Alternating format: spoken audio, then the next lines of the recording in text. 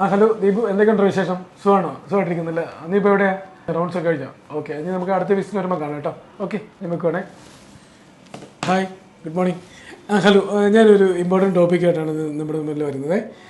ഒന്നുമില്ല, നമ്മൾ രാവിലെ റൗണ്ട്സിനൊക്കെ പോകുമ്പം ഈ ഡെലിവറി കഴിഞ്ഞ പേഷ്യൻസും ബൈസ്റ്റാൻഡേഴ്സും ഗ്രാൻഡ് മദേഴ്സ് ആയിരിക്കും, അവരായിരിക്കും കൂടുതലായിട്ട് ഇത് പറയുന്നത്. സാറേ, കുട്ടിക്ക് പാലൊട്ടും തികയുന്നില്ല, എപ്പോഴും കുടിക്കുക, ഭയങ്കര കരച്ചില്ല. അപ്പോൾ എങ്ങനെയാണ് നമ്മൾ കുട്ടിക്ക് അഡിക്വേറ്റായിട്ട് പാല് തികയുന്നുള്ളത് മനസ്സിലാക്കുന്നത്? അപ്പോൾ 2-3 ഇമ്പോർട്ടൻറ്റ് കാര്യങ്ങളൊന്ന് ശ്രദ്ധിച്ചാൽ മതി.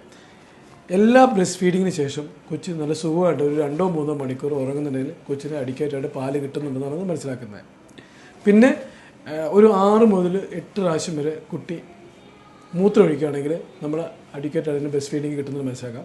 പിന്നെ എല്ലാ ദിവസവും ഒരു 20 മുതൽ 30 ഗ്രാം വരെ കൊച്ചിന് വെയിറ്റ് കൊടുക്കുന്നതിൽ ആ കൊച്ചിന് അഡിക്വേറ്റായിട്ട് ബ്രസ്റ്റ് ഫീഡിങ്ങിൽ നിന്ന് കിട്ടുന്നുണ്ടെന്ന് നമുക്ക് മനസ്സിലാക്കാം.